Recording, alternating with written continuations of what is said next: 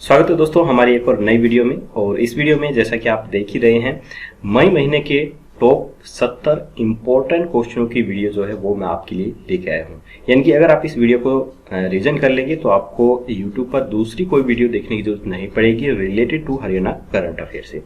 तो जितने भी क्वेश्चन हैं इंपॉर्टेंट मैंने शामिल किए हैं, जिससे आपका भी टाइम सेव हो सके और हमारा भी टाइम सेव हो। तो चलिए बिना देर किए हुए शुरू करते हैं आज की वीडियो। उससे पहले मैं आपको बता देता हूं कि अगर आप हमारी इस वीडियो को पीडीएफ के रूप में डाउनलोड करना चाहते हैं तो आप इसे पीडीएफ के रूप में भी कर सकते हैं। उसके लिए बस आपको करना ये है कि जितने भी महीने के आपको पीडीएफ चाहिए उतने रुपए आपको पे करने हैं और उसका सक्सेसफुल स्क्रीनशॉट आपको हमारे व्हाट्सएप नंबर पर भेज देना है, जो कि आपको स्क्रीन पर दिख ही रहे हैं। जिसके बाद पीडीएफ हम आपको प्रोवाइड करवा देंगे। तो चलिए शुरू करते हैं आज की वीडियो। पहला प्रश्न है, मुख्यमंत्री मनोहर लाल ने हरियाणा के किस गांव में अमृत सरोवर मिशन का शुभारंभ किया है? तो ये किया गया है नाहरा गांव के अंदर। तो ये जो मिशन है ये अमृत सरोवर मिशन के नाम से शुरू किया गया है। तो ये जो क्वेश्चन है कुछ इस प्रकार से पूछे जाते हैं कि जो अमृत सरोवर मिशन योजना थी वो किस चीज से संबंधित थी। तो आपको ध्यान रखना है जो ये योजना थी ये किन चीजों से संबंधित है। तो ये जो योजना है ये हमारे हरियाणा के जो तालाब हैं उनको स्वस्थ करने में, उनको रिपेयर करने में उनसे संबंधित थी। इसके बाद है, हरियाणा की किस यूनिवर्सिटी में प्याज की किस्म HOS3 विकसित की गई? काफी इंपॉर्टेंट क्वेश्चन है और ऐसे क्वेश्चन पीछे काफी बार जो एग्जाम्स हैं उनमें पूछे गए हरियाणा के। तो जो इसका जो आंसर है राइट वो है HAU, Haryana agriculture university. Chaudhary Charan Singh Haryana कृषि विश्वविद्यालय में विकसित प्याज की किस्म HOS3 अब न केवल हरियाणा बल्कि देश के अन्य राज्यों में भी अपनी पहचान बनाएगी। इसके लिए विश्वविद्यालय ने पब्लिक प्राइवेट पार्टनरशिप के तहत प्रौद्योगिकी के व्यावसायिकीकरण को बढ़ावा देते हुए दक्षिण भारत की एक अग्रणी बीज कंपनी के साथ भी करार किया है। इसके बाद है, केंद्र सरकार हरियाणा के कितने जिलों को निर्यात हब के रूप में विकसित करेगी? तो ये करेगी 3 जिलों को, गुरुग्राम, फरीदाबाद और पानीपत को। इन तीनों जिलों को निर्यात हब के रूप में विकसित करने का फैसला लिया गया है। देश की आजादी के 75 साल पूरे होने के उपलक्ष्य में आजादी का अमृत महोत्सव बना रही केंद्र सरकार हरियाणा के 3 शहरों को निर्यात हब के रूप में विकसित करेगी। केंद्र सरकार ने निर्यात को प्रोत्साहित करने के लिए देश के 75 जिले चुने हैं, जिनमें से 3 हरियाणा के हैं। इसके बाद अगला क्वेश्चन है कि हाल ही में हरियाणा के किस जिले में हरियाणा की सबसे बड़ी नवनिर्मित शुगर मिल का उद्घाटन किया गया है? तो ये उद्घाटन किया गया है पानीपत के अंदर। हमारे किसान भाइयों को पड़ोसी राज्यों में जाकर गन्ना न बेचना पड़े, इसी उद्देश्य से मुख्यमंत्री मनोहर लाल ने पानीपत के डाहुर में हरियाणा की सबसे बड़ी नवनिर्मित शुगर मिल का उद्घाटन किया है। इसके अतिरिक्त उन्होंने पानीपत वासियों को 1778 करोड़ की विकास परियोजनाओं की सौगात भी दी है। इसके बाद है, हरियाणा के किस जिले में इंटरनेशनल कन्वेंशन सेंटर बनाया जाएगा? तो ये बनाया जाएगा हरियाणा के फरीदाबाद के अंदर। पंचकुला की राजीव कॉलोनी, इंदिरा कॉलोनी व खड़क मंगोली स्लम क्षेत्र में रहने वाले लोगों के लिए सेक्टर 20 व 28 में रिहायशी आवास व STP के निर्माण के अलावा फरीदाबाद के सेक्टर 78 में इंटरनेशनल कन्वेंशन सेंटर बनाया जाएगा। हरियाणा के किस व्यक्ति ने दिल्ली में हुए खेलो मास्टर गेम्स में 100 मीटर की दौड़ में स्वर्ण पदक हासिल किया है? तो ये है मास्टर साहब सिंह। जी हाँ, मास्टर साहब सिंह। और इनकी फोटो देख के भी आप बिल्कुल चौंक जाएंगे। इनकी फोटो मैं आपको दिखा देता हूँ। ये है मास्टर साहब सिंह। बहादुरगढ़ के गांव छारा निवासी 14 गांव के प्रधान मास्टर साहब सिंह ने दिल्ली में हुए खेलो मास्टर गेम्स में 100 मीटर की दौड़ में स्वर्ण पदक हासिल कर सबको चौंका दिया है। खेल मंत्री अनुराग ठाकुर ने मास्टर साहब सिंह को गोल्ड मेडल देते हुए सम्मानित किया है। दिल्ली के त्यागराज स्टेडियम में आयोजित मास्टर्स गेम्स में 100 मीटर की दौड़ में उन्होंने यह गोल्ड मेडल हासिल किया। इसके बाद है, हरियाणा के किस जिले में बड़ा उतार चढ़ाव जंक्शन बनाया जाएगा? तो ये बनाया जाएगा फरीदाबाद के अंदर। मुख्यमंत्री मनोहर लाल ने कहा है कि फरीदाबाद जेवर एयरपोर्ट एक्सप्रेस वे पर मोहना KGP यानी कि कुंडली गाजियाबाद एक्सप्रेस वे के पास बड़ा उतार चढ़ाव जंक्शन बनाया जाएगा। इससे फरीदाबाद के ग्रामीण क्षेत्र के विकास को नई गति मिलेगी और गांव के लोग भी इस एक्सप्रेस वे का प्रयोग कर सकेंगे। इसके बाद हरियाणा की किस लड़की ने ब्राजील में हुई पैरा बैडमिंटन अंतर्राष्ट्रीय चैंपियनशिप में गोल्ड मेडल जीता है? तो ये जीता है ज्योति वर्मा ने। जी हाँ, ज्योति वर्मा ने ये गोल्ड मेडल जीता है। इनकी फोटो भी आप यहाँ पर देख सकते हैं। बहबलपुर की बेटी ज्योति वर्मा ने ब्राजील में हुई पैरा बैडमिंटन अंतर्राष्ट्रीय चैंपियनशिप में सोना झटका है। यह प्रतियोगिता 19 अप्रैल से लेकर 24 अप्रैल तक हुई थी। उन्होंने पहले 2018 में हुई नेशनल चैंपियनशिप में भी एक सोना व एक कांस्य पदक जीता था। इसी प्रकार 2019 में एक गोल्ड और 2 सिल्वर पदक भी इनके द्वारा जीते गए थे। इसके बाद है central for monitoring Indian economy के नवीनतम आंकड़ों के अनुसार हरियाणा में बेरोजगारी जो दर है वो कितने प्रतिशत पहुंच गई है। तो ये देखिए, ये बेरोजगारी दर मैंने जो पिछले महीने करवाई थी तब 26 पॉइंट कुछ थी, लेकिन अब 34.5% तक पहुंच गई है। यानी कि हरियाणा के अंदर जो बेरोजगारी दर है वो देश में सबसे चरम सीमा पर है और गवर्नमेंट कहती है कि हम रोजगार दे रहे हैं। तो आपको पता ही है कि जो काम है ये रोजगार वाले वो सिर्फ कागजों तक ही सीमित हैं और ज़मीनी हकीकत पर जो ये गवर्नमेंट है ये कोई भी काम नहीं कर रही है। तो समझिए कि गवर्नमेंट का क्या करना है आपको। Centre for monitoring Indian economy के नवीनतम आंकड़ों में हरियाणा प्रदेश में बेरोजगारी के मामले पूरे प्रदेश में नंबर 1 पर लगातार बन गया है। हरियाणा में बेरोजगारी दर 34.5% पर पहुंच गई है, जो देश की बेरोजगारी दर से 4 गुना अधिक है। जी हाँ, देश की बेरोजगारी से 4 गुना अधिक है। समझ रहे हैं इसका मतलब? 4 गुना अधिक का मतलब देश में जितनी बेरोजगारी है उससे 4 गुना ज्यादा हरियाणा के अंदर बेरोजगारी है। क्या, चलिए अगला क्वेश्चन है कि हाल ही में किनके द्वारा vehicle movement tracking system mobile app का शुभारंभ किया गया है। तो ये किया गया है मुख्यमंत्री मनोहर लाल के द्वारा। हाल ही में मुख्यमंत्री मनोहर लाल ने 4 मई को vehicle movement tracking system mobile app का शुभारंभ किया है। इस ऐप को राष्ट्रीय सूचना विज्ञान केंद्र हरियाणा के द्वारा डिजाइन और विकसित किया गया है। इसके बाद हाल ही में हरियाणा सरकार ने किस जिले में नया राजकीय डिग्री कॉलेज खोलने का निर्णय लिया है। तो ये फैसला लिया गया है गुरुग्राम के अंदर। हरियाणा सरकार ने गुरुग्राम जिले के पाटौदी के अंदर नया राजकीय डिग्री कॉलेज खोलने का निर्णय लिया है। इस डिग्री कॉलेज के लिए जिला प्रशासन ने सेक्टर 1 में 5 एकड़ भूमि चिन्हित की है। मुख्यमंत्री मनोहर लाल ने 4 मई को पाटौदी एरिया के लोगों की लंबित मांग पर इस परियोजना की अनुमति प्रदान की है। इसके बाद हरियाणा कृषि विभाग ने हरियाणा के किस गांव को यांत्रिक आदर्श गांव के तौर पर चुना है। तो ये चुना गया है कुंजपुरा गांव। हरियाणा कृषि विभाग की कृषि इंजीनियरिंग विंग की ओर से कुंजपुरा को यांत्रिक आदर्श गांव के तौर पर चुना गया है ताकि यह गांव आदर्श गांव के तौर पर विकसित हो सके। खेलो इंडिया यूनिवर्सिटी गेम्स में हरियाणा की किस लड़की ने 70 किलो वर्ग में स्वर्ण पदक हासिल किया है। तो ये क्या है, किरण बिश्नोई ने। फाउंडेशन की खेल इंचार्ज सुबे सिंह बेनीवाल ने बताया कि खेलो इंडिया यूनिवर्सिटी गेम्स में किरण बिश्नोई ने 70 किलो वर्ग के अंदर स्वर्ण पदक व अनमोल बिश्नोई ने 92 किलो भार वर्ग में रजत पदक प्राप्त किया है। अब किरण बिश्नोई जून में चीन में आयोजित होने वाली वर्ल्ड यूनिवर्सिटी बॉक्सिंग चैंपियनशिप में भी हिस्सा लेंगी। इसके बाद किस योजना के तहत 5 लाख बच्चों को टैबलेट वितरित करने वाला हरियाणा देश का पहला राज्य बन गया है। तो ये है ई अधिगम योजना। तो यहाँ पर ई अधिगम योजना के तहत टैबलेट वितरित हरियाणा के अंदर किए गए हैं। तो ये क्वेश्चन भी इस प्रकार से पूछा जाता है कि ई अधिगम जो योजना है वो किस चीज से संबंधित है। तो ये टैबलेट वितरण करने से संबंधित है। तो इस योजना पर कितने पैसे खर्च हुए हैं और क्या क्या चीजें इस योजना के तहत की गई हैं उसे आप वीडियो को पॉज करके यहाँ पर पढ़ सकते हैं। इसके बाद हरियाणा में कितनी स्टेम लैब स्थापित की जाएंगी। तो ये की जाएंगी 50 स्टेम लैब। श्री मनोहर लाल ने कहा है कि शिक्षा का स्तर सुधारने के लिए बजट की कोई कमी नहीं है, लेकिन आज सबसे ज्यादा 20,000 करोड़ रुपए का बजट शिक्षा के लिए दिया गया है। वहीं स्कूलों में सुधार के लिए 2 टास्क फोर्स बनाई गई हैं, जिसके तहत प्रदेश में 50 स्टेम लैब स्थापित की जाएंगी। ये सिर्फ कागजों के अंदर है, रियल में कुछ भी नहीं होने वाला है। इसके बाद हरियाणा के किस जिले में GIS तकनीक से पहला इंडोर बिजली घर बनाया जाएगा। तो ये बनाया जाएगा हिसार के अंदर। तेज आंधी और बरसात भी अब बिजली की सप्लाई को नहीं रोक सकेगी। प्रदेश में अब बिजली घर gas insulated sub station GIS तकनीक से बनाए जाएंगे। तो इसके बारे में हम जान लेते हैं कि इसके अंदर होता क्या है। DHBBN के गुरुग्राम और फरीदाबाद सर्कल में इस तकनीक से काम आरंभ कर दिया गया है। यह नए बिजली घर एडवांस तकनीक से बनेंगे, जिससे बिजली फॉल्ट की संभावना बहुत ही कम हो जाएगी। पहले जो बिजली घर थे वो AIS यानी कि एयर इंसुलेटेड तकनीक के जरिए बनाए जाते थे, जो कि ओपन स्पेस जो है उसके अंदर बने होते थे और एरिया भी काफ़ी ज़्यादा घेरते थे।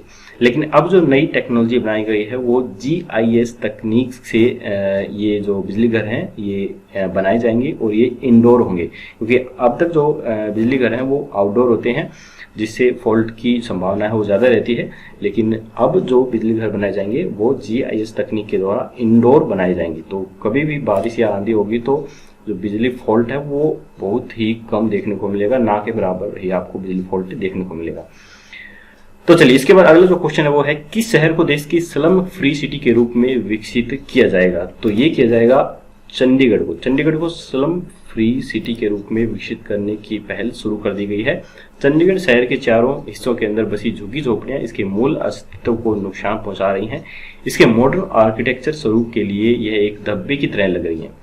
देखिए गवर्नमेंट को जो बीजेपी है इसको ये धब्बे के तौर पे लग रहे हैं, लेकिन वहां पर भी तो लोग रह रहे हैं, उनकी रहने की व्यवस्था करने के बजाय उनको वहां से धकेला जा रहा है, वहां से निकाला जा रहा है। तो मुझे नहीं लगता कि ऐसा कुछ होना चाहिए। आपको पता ही है कि आपको क्या करना है, हाँ केजरीवाल को वोट देना है और उनको जिताना है हरियाणा के अंदर। साल दर साल चंडीगढ़ शहर नए स्लम एरिया में बढ़ता गया और शहर का असल रूप बढ़ता चला गया। कई बार तो दो अलग चंडीगढ़ होने की बात तक होने लगी हैं। एक वह चंडीगढ़ जिसमें समृद्ध वर्ग रहता है, दूसरा झुग्गी झोपड़ियों और कॉलोनियों वाला वह चंडीगढ़ जो कमजोर और मजदूर वर्ग का ठिकाना है। तो कमजोर और मजदूर वर्ग को वहाँ से निकाल के धकेल देंगे, कहीं भी जाओ उनकी जो जमीन वमीन है वो वापस कोस ली जाएंगी और जो समृद्ध लोग हैं बस वही चंडीगढ़ के अंदर बसाए जाएंगे। अब इसका मतलब आप समझ रहे हैं कि क्या है। इसके बाद है नेपाल के पोखरा में आयोजित 7वीं इंटरनेशनल हीरो चैंपियनशिप 2022 में हरियाणा के किस खिलाड़ी ने 3 गोल्ड मेडल हासिल किए हैं। तो ये किए हैं रामकिशन शर्मा ने। मूल रूप से बाडा उपमंडल के गांव भांडड़ा निवासी व बीते 28 वर्षों से बाडा कस्बे में रह रहे बुजुर्ग एथलेटिक्स खिलाड़ी रामकिशन शर्मा ने देश के बाद अब विदेशी धरती पर अपनी खेल प्रतिभा का जलवा दिखाते हुए नेपाल के अंदर तिरंगा फहराया है। इनकी फोटो मैं आपको दिखा देता हूँ। ये है रामकिशन शर्मा। नेपाल की पोखरा में 1 से 5 मई तक आयोजित 7वीं इंटरनेशनल हीरो चैंपियनशिप 2022 का आयोजन हुआ, जिसके अंदर बाड़सा निवासी रामकिशन शर्मा अपने आयु वर्ग की प्रतिस्पर्धा में इन सभी देशों के खिलाड़ियों को पछाड़ते हुए 100 मीटर, 200 मीटर व शॉटपुट में बाजी मारते हुए गोल्ड मेडल इन्होंने हासिल किया। इसके बाद हरियाणा के किस जिले की एकमात्र एवरेस्ट विजेता मनीषा पायल ने हिमाचल प्रदेश के माउंट फ्रेंडशिप पीक को फतेह किया है।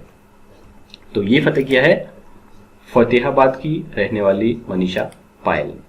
जिला फतेहाबाद की एकमात्र एवरेस्ट विजेता बेटी मनीषा पायल ने हिमाचल प्रदेश की बर्फीली पहाड़ियों माउंट फ्रेंडशिप पीक को भी फतेह कर लिया है।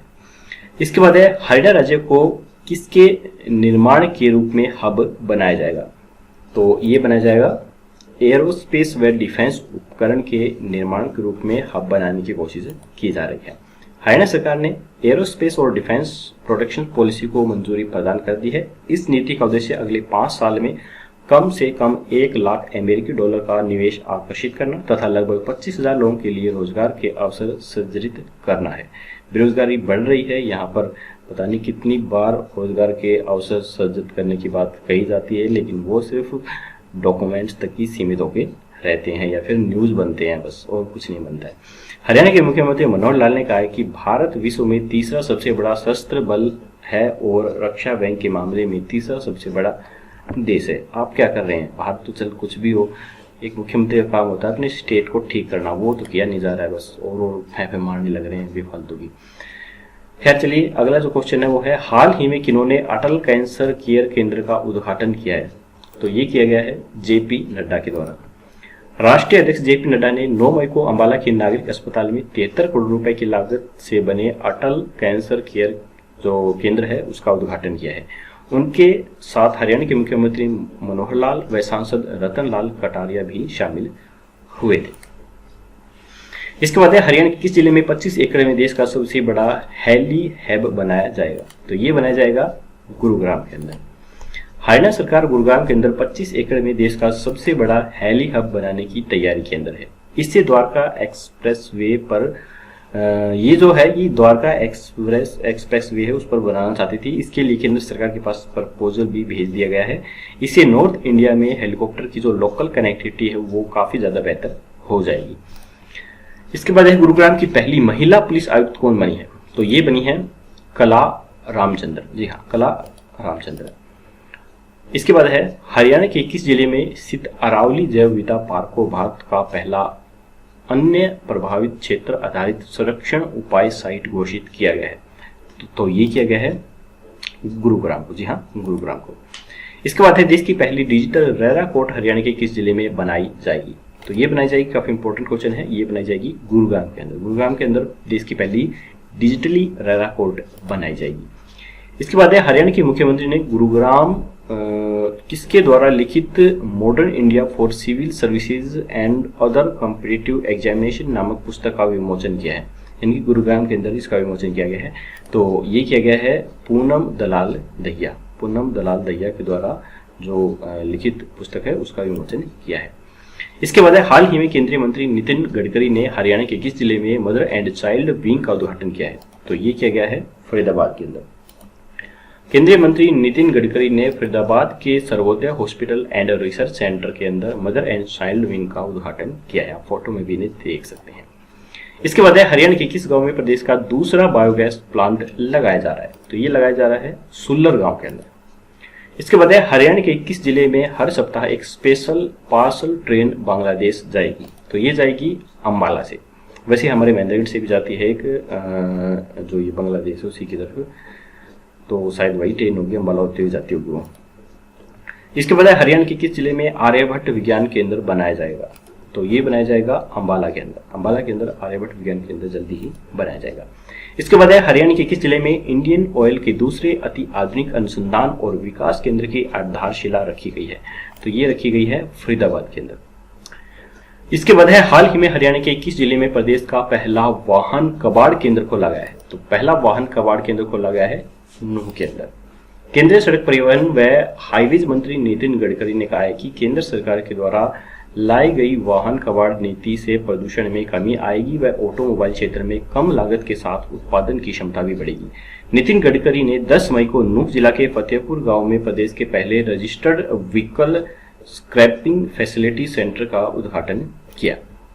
इसके बाद हरियाणा के किस जिले में 15 लाख की लागत से देश का सबसे ऊंचा 73 फुट का पक्षी घर बनाया जाएगा? तो ये एक अनोखी पहल शुरू की गई है पक्षियों के लिए। तो ये काफी अच्छी पहल शुरू की गई है और इसे पूरे स्टेट में लागू करना चाहिए। स्टेट में नहीं, मैं तो कहूँ पूरे देश के अंदर इसे लागू करना चाहिए।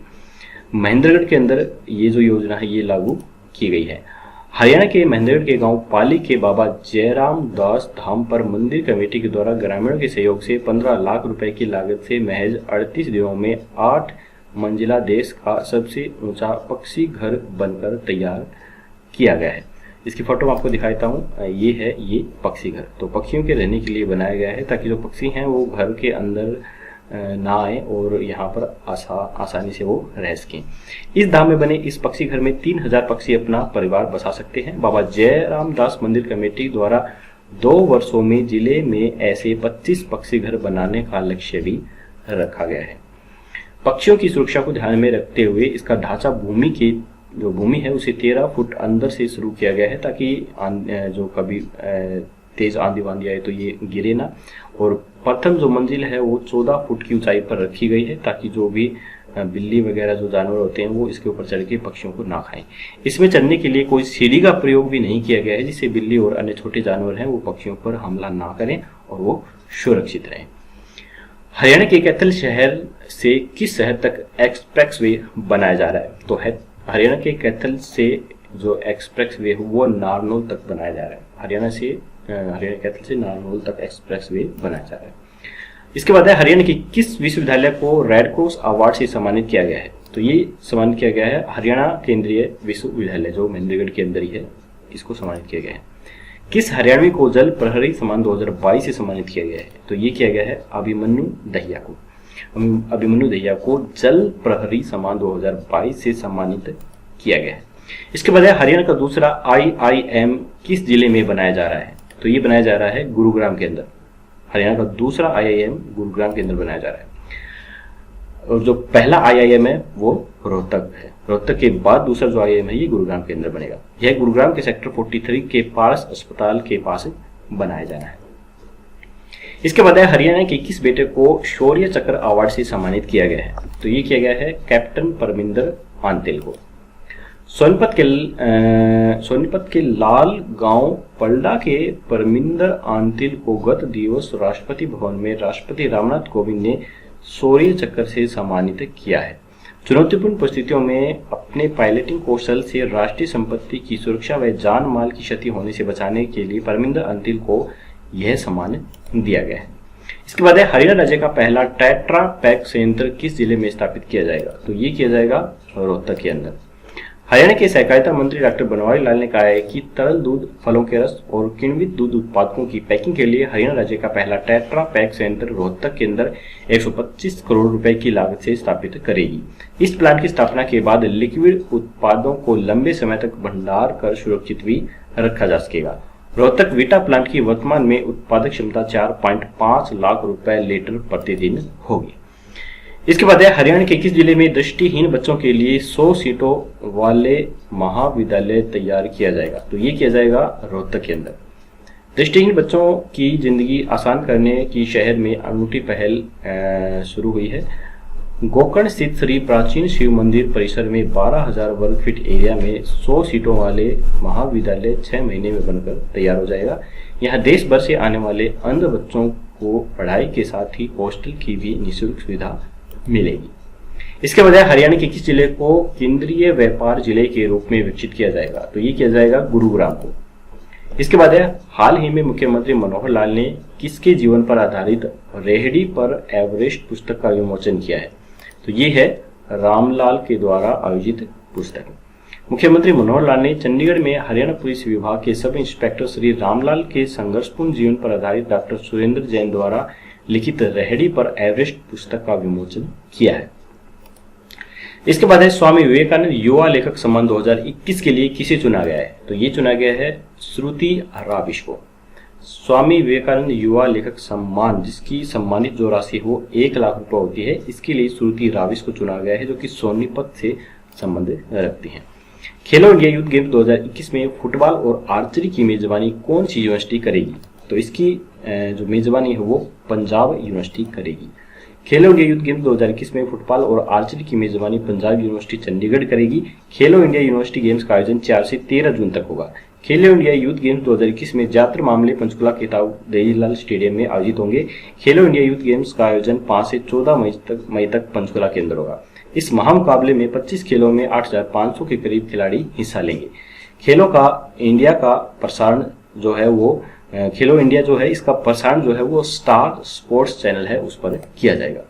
इसके बाद हरियाणा के किस जिले में मारुति कंपनी 11,000 करोड़ का निवेश करेगी? तो ये करेगी सोनीपत के अंदर। अब फिलहाल गुड़गांव के दारूहेड़ा मानेसर के अंदर ये निवेश किया जा रहा है, मतलब वहां पर कंपनी स्थापित है, लेकिन जल्दी ही अपनी एक और कंपनी ये सोनीपत के अंदर लगाएगी मारुति। देश की सबसे बड़ी कार विनिर्माता कंपनी मारुति सुजुकी इंडिया ने हरियाणा के सोनीपत जिले के खरखोदा में IMT 800 एकड़ जमीन के आवंटन की प्रक्रिया पूरी कर ली है। कंपनी ने बताया कि नए संयंत्र का पहला चरण 2025 तक पूरे होने की उम्मीद है। यहाँ प्रति वर्ष 2.5 लाख कार तैयार की जा सकेंगी। इसके बाद हरियाणा के किस पहलवान ने ब्राजील में खेले जा रहे 5वें डेफ ओलंपिक्स में ब्रांज मेडल जीता है? तो ये जीता है वीरेंद्र ने। हरियाणा के वीरेंद्र सिंह उर्फ गूंगा पहलवान, जिनकी फोटो मैं आपको दिखा देता हूं, इन्होंने ब्राजील में खेले जा रहे 5वें डेफ ओलंपिक्स में ब्रांज मेडल जीता है। यह गोल्ड मेडल जीतने के बाद वीरेंद्र ने कहा है कि मैं यह 5वां डेफ ओलंपिक मेडल भारत के प्रधानमंत्री नरेंद्र मोदी को समर्पित करता हूं। हरियाणा के झज्जर जिला के वीरेंद्र सिंह जो हैं, इन पर 2014 में डॉक्यूमेंट्री भी बन चुकी है। 10 साल की उम्र से पहलवान ये हैं और 3 बार डेफ ओलंपिक्स में इन्होंने गोल्ड मेडल भी जीता है। इसके बाद है ब्राजील में आयोजित डेफ ओलंपिक्स 2022 में बैडमिंटन में हरियाणा के 21 जिले के रहने वाले रोहित भाकर व महेश कुमार ने गोल्ड मेडल जीता है। तो ये जीता है भिवानी के रहने वाले रोहित और महेश ने। इसके बाद हाल ही में प्रदेश के किस जिले में फॉरेस्ट इंस्टीट्यूट बनाने की घोषणा की गई है? तो ये की गई है यमुनानगर के अंदर। सीएम मनोहर लाल ने यमुनानगर जिले को 1,064 करोड़ रुपए से फॉरेस्ट रिसर्च इंस्टीट्यूट बनाए जाने को भी मंजूरी दी है, क्योंकि यहाँ पर प्लाईवुड का जो कारोबार है वो काफी ज्यादा है। इसके बाद हाल ही में हरियाणा के किस गांव को पर्यटन स्थल के रूप में विकसित करने का निर्णय लिया गया है? तो ये निर्णय लिया गया है सातोड़ा गांव को। हरियाणा सरस्वती धरोहर विकास बोर्ड के उपाध्यक्ष धूमन सिंह किरमच ने कहा है कि हरियाणा सरस्वती धरोहर विकास बोर्ड की तरफ से पिहोवा के गांव सतोड़ा सरस्वती क्रीक को एक पर्यटन स्थल के रूप में विकसित करने की योजना तैयार की गई है। इस योजना के तहत सरस्वती के निकट गांव में एक तालाब बनाया जाएगा। इस तालाब के माध्यम से शोसर के जंगल में पशु पक्षियों के लिए पानी भी उपलब्ध करवाया जाएगा। इसके बाद है हरियाणा के किस जिले में 400 करोड़ रुपए की लागत से श्री गुरु तेग बहादुर जी के नाम पर मेडिकल कॉलेज बनाया जाएगा। तो ये बनाया जाएगा यमुनानगर के अंदर। इसके बाद है हाल ही में हरियाणा के किस जिले की बेटी प्रियंका जुनेजा ने मिसेज विश्व सुंदरी का खिताब जीता है। तो ये जीता है पानीपत की रहने वाली जो मिसेज हैं प्रियंका जुनेजा, इन्होंने जीता है। 1 से 7 मई तक यूनाइटेड नेशन फैशन वर्ल्ड के द्वारा जमैका में मिसेज यूनाइटेड नेशनल वर्ल्ड 2022 प्रतियोगिता का आयोजन किया गया और इसमें पानीपत के सेक्टर 12 की बेटी और गुरुग्राम की बहू प्रियंका जुनेजा मिसेज विश्व सुंदरी का जो खिताब है इन्होंने अपने नाम किया है। इनकी फोटो भी मैं आपको दिखा देता हूँ। ये हैं प्रियंका जुनेजा। प्रतियोगिता में 62 देशों की जो प्रतिभागी थी इन्होंने इसके अंदर हिस्सा लिया था और इन्होंने इसके अंदर अपनी बाजी मारी है। इसके बाद है डेफ ओलंपिक्स 2022 का पदक किसके द्वारा जीता गया है। तो ये जीता गया है सुमित दहिया के द्वारा। डेफ ओलंपिक 2022 में हरियाणा के पहलवान सुमित दहिया ने स्वर्ण पदक जीता है। वह पहलवान अमित व वीरेंद्र सिंह ने कांस्य पदक हासिल किया है। इसके बाद है नीति आयोग के निर्यातक तत्परता सूचकांक 2021 में लैंडलॉक राज्य में कौन सा राज्य पहले स्थान पर है। तो लैंडलॉक राज्य के अंदर पहले स्थान पर हरियाणा है। इस सूचकांक के अंदर महाराष्ट्र, कर्नाटक और जो तमिलनाडु हैं वो क्रमशः दूसरे, तीसरे और चौथे स्थान पर है। यानी कि दूसरे स्थान पर महाराष्ट्र, तीसरे स्थान पर कर्नाटक और चौथे स्थान पर जो तमिलनाडु है वो है, क्योंकि उच्च औद्योगिक गतिविधियों के साथ समुद्र तटीय बंदरगाहों वाले राज्य भारत के अधिकांश निर्यात के लिए जिम्मेदार होते हैं। इसके बाद है किस विश्वविद्यालय को बाजरा में उत्कृष्ट अनुसंधान के लिए राष्ट्रीय स्तर पर वर्ष 2021-22 का सर्वश्रेष्ठ अनुसंधान केंद्र अवार्ड प्रदान किया गया है। तो ये हरियाणा को प्रदान किया गया है। बाजरा के अंदर उच्च लौह तत्व जैसी किस्में खोजने पर बाजरा अनुभाग को यह अवार्ड मिला है। नई दिल्ली स्थित भारतीय कृषि अनुसंधान परिषद के द्वारा अखिल भारतीय समन्वित अनुसंधान परियोजना की 57वीं वार्षिक समूह बैठक में परिषद के महानिदेशक व डॉक्टर त्रिलोचन महापात्र ने यह अवार्ड प्रदान किया। इसमें सबसे बड़ी खास बाजरा की उच्च लौह तत्व युक्त 2 बायो फर्टिलाइज दोनों के अंदर लौह तत्व 7383 ppm संकर किस्में HHB 299 व HHB 311 जो है वो प्रमुख है। इसके बाद है पंडित लक्ष्मी चंद सम्मान 2021 के लिए किसे चुना गया है। तो ये चुना गया है VM बेचैन को। इसके बाद है हरियाणा गौरव सम्मान 2021 के लिए किन्हें चुना गया है। तो ये चुना गया है डॉक्टर राजेंद्र गौतम को। इसके बाद है हरियाणा के किस गांव में राज्य का पहला गवर्नमेंट होम्योपैथिक्स मेडिकल कॉलेज और अस्पताल बनाया जा रहा है। तो ये बनाया जा रहा है चंदपुरा के अंदर। इसके बाद है हरियाणा का पहला कौशल वृद्धि केंद्र किस गांव में स्थापित किया गया। तो ये किया गया है उच्चाना खुर्द के अंदर। इसके बाद है हरियाणा में सूक्ष्म लघु और मध्यम उद्यम को बढ़ावा देने के लिए किस अनूठी पहल को जो है उसको शुरू किया गया है। तो ये शुरू किया गया है पद्मा नामक पहल को। तो ये क्वेश्चन इस प्रकार से पूछे जाते हैं कि पद्मा नामक जो ये शुरुआत की गई है पहल की, ये किस चीज से संबंधित है। तो ये सूक्ष्म और लघु उद्योगों से संबंधित है, इस प्रकार से पूछे जाते हैं। तो इनको आपको इसी प्रकार से ध्यान में रखना है। अगला क्वेश्चन है कि हरियाणा सरकार ने किस जिले में वर्ल्ड क्लास आइकॉनिक शहर बसाने का निर्णय लिया है। हाँ, सिर्फ कागजों के अंदर है। हाँ, स्मार्ट सिटी बननी थी, वो तो अब तक बनी नहीं है। वर्ल्ड क्लास आइकॉनिक शहर और जल्दी बनने वाला है गुरुग्राम के अंदर। खैर चलिए, हरियाणा के मुख्यमंत्री ने कहा है कि गुरुग्राम में ऐसी ग्लोबल सिटी विकसित करने की योजना है जो कि विश्व स्तरीय आइकॉनिक सिटी होगी। उसमें सभी प्रकार की वर्ल्ड क्लास सुविधाएं उपलब्ध होंगी, जिसमें विश्व स्तर के प्लानर और डिजाइनर को शामिल किया जाएगा। क्या बात है, अच्छी फेंक रखी है, लंबी लंबी।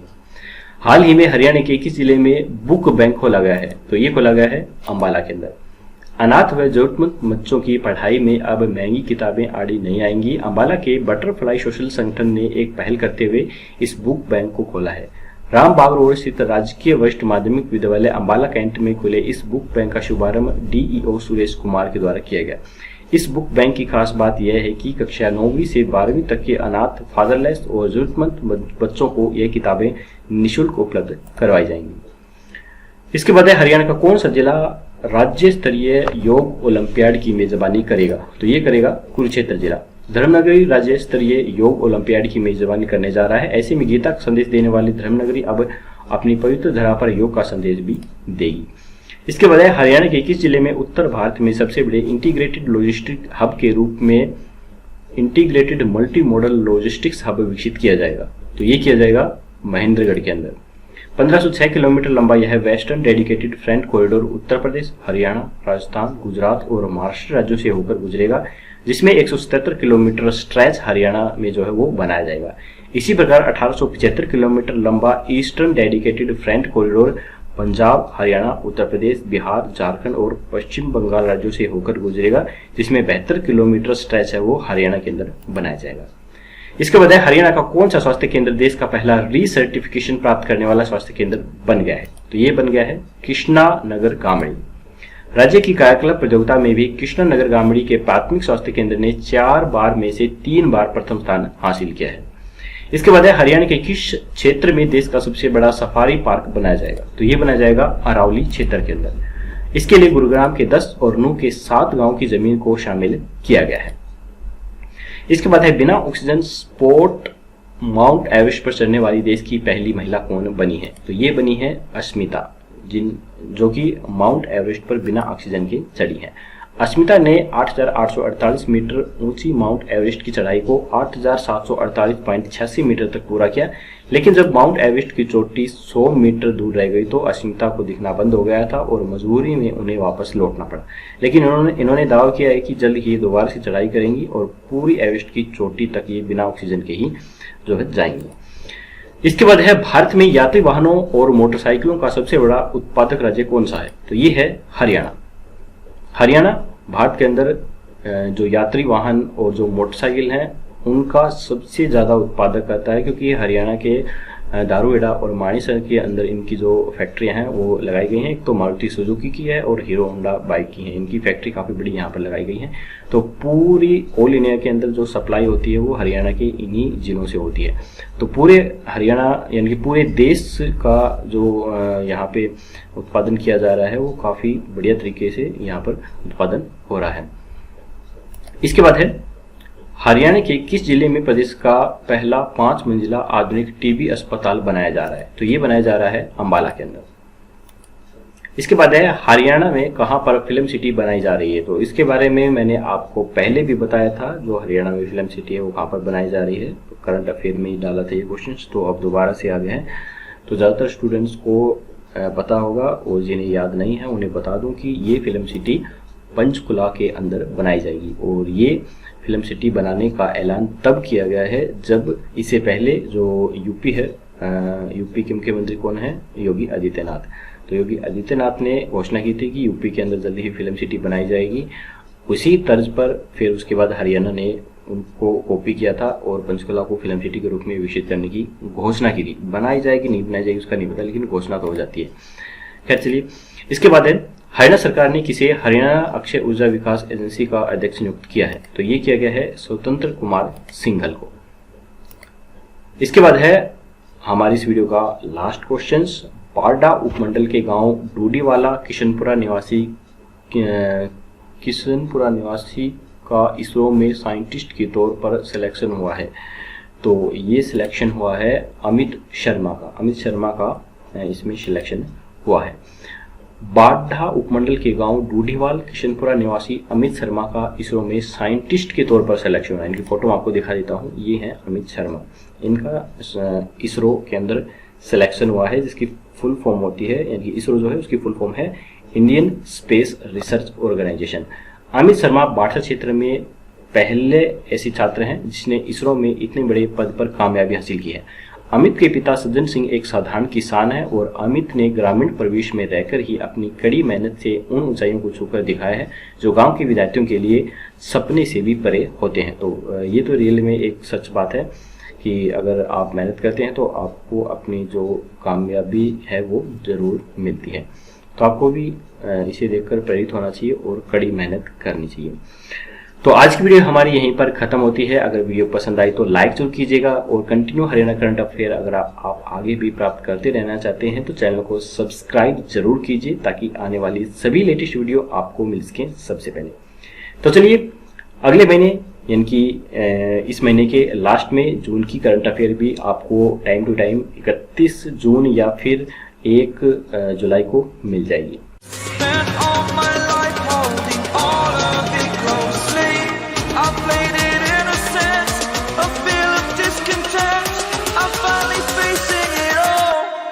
Fearless.